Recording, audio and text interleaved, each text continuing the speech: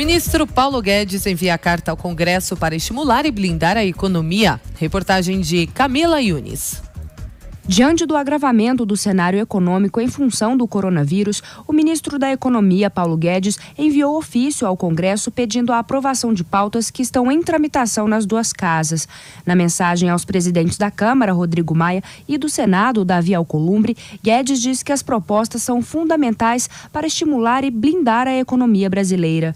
Entre as medidas elencadas como prioritárias pelo ministro estão a privatização da Eletrobras, a autonomia do Banco Central, os novos marcos legais do saneamento e do gás e o novo Pacto Federativo. Paulo Guedes ainda solicitou outras medidas, como a atualização das regras para a recuperação judicial de empresas e também a nova lei de finanças públicas.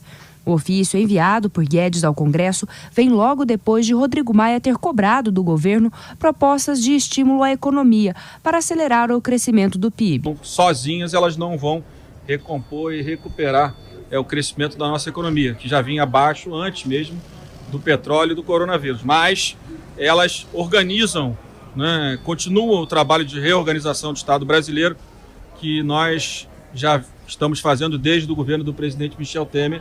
Muitas coisas foram votadas, muitas coisas continuarão sendo votadas no parlamento. Questionado sobre o teto de gastos, Maia afirmou que é contra alterações neste momento.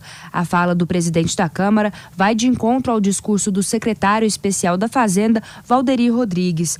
Para o secretário, com a estabilidade da economia atrelada à epidemia de coronavírus, o mais provável é que haja um contingenciamento do orçamento federal. Ele ponderou que, mesmo com a desaceleração, o PIB deve crescer acima de 2% em 2020. O governo divulga hoje a nova previsão oficial de crescimento da economia para este ano.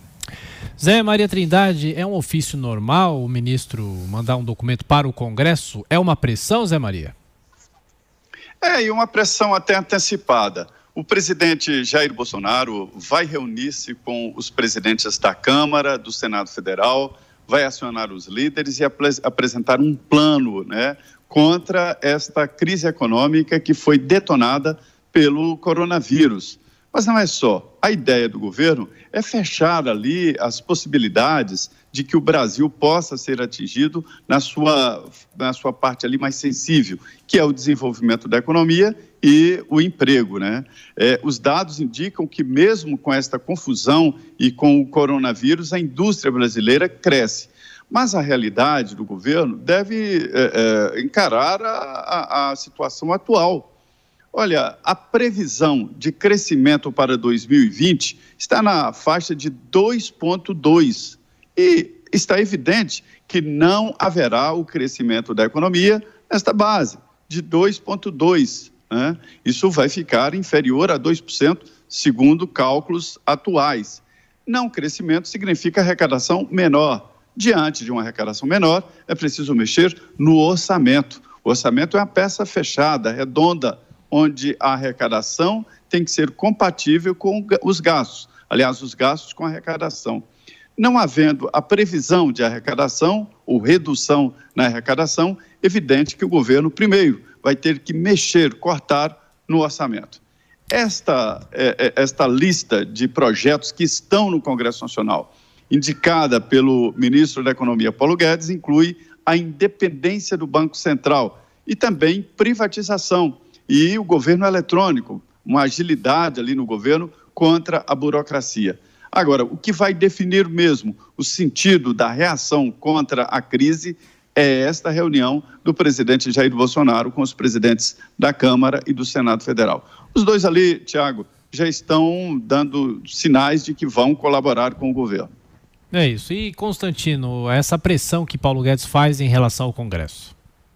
É certíssima, A bola está com o Legislativo. É claro que ainda tem coisas que o Executivo pode fazer, como, por exemplo, 2 reformas importantes que ele ainda não enviou, a tributária e a administrativa do Estado, mas, como a reportagem mostrou, tem várias outras coisas. Tem a privatização, que está travada em vários casos por burocracia, ou, no caso da Eletrobras, no Congresso.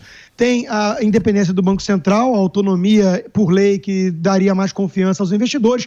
O que é preciso fazer agora agora é acelerar a agenda reformista. Não foi a agenda de reformas liberais que fracassou. Pelo contrário, ela precisa ter mais impulso no país e nós precisamos resistir à tentação de medidas heterodoxas, como, por exemplo, derrubar o teto de gastos. O economista Cláudio Ferraz fez um alerta muito importante sobre teoria de jogos nesse aspecto. Uma vez que existe o teto de gastos, se ele for retirado nesse momento, o que os agentes vão interpretar disso? Como vão reagir? É fundamental entender isso, porque esses economistas, sem querer entrar muito em tecnicidade, mas esses economistas keynesianos, que falam muito de medidas emergenciais anticíclicas, eles só lembram do nome anticíclico quando há um momento de crise. Eles sempre defendem que o governo gaste mais. Eles nunca falam, na época da tranquilidade ou da bonança, para o governo cortar os gastos. Eles são manetas, né? É sempre numa única direção. Ou então saci pererê, pula só com a perna esquerda. É fundamental o Brasil não cair nessa balela de mais gasto público nesse momento. É fundamental privatizar, aprovar as reformas e, claro, o Executivo também tem a obrigação de enviar logo as reformas que faltam. Mas a bola está mais com o Legislativo mesmo.